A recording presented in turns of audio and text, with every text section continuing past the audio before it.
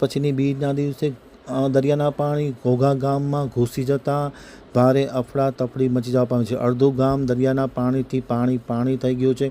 ખાસ કરીને દરિયાની સંરક્ષણ દિવાલ તૂટી ગઈ હોય ત્યારે બીજના દિવસે મોટી ભરતી આવતા આ ઘોઘા ગામની પરિસ્થિતિ વિકટ બની. ભાવનગર આમતક ન્યૂઝ બ્યુરોમાંથી અજય બુધેલિયાનો એક વિસ્તૃત અહેવાલ. ભાવનગર જિલ્લાનું અડધું ઘોઘા ગામ થયું પાણી. ગામમાં દરિયાના પાણી ફરી વળ્યા. દરિયાઈ સુરક્ષા દિવાલ તૂટી ગઈ હોય. હાઈ ટાઈડ સમયે પાણી ગામમાં ઘૂસી જાય છે. વર્ષમાં એકવાર અમાસ પછીની બીજના દિવસે દરિયામાં મોટી ભરતી આવે છે.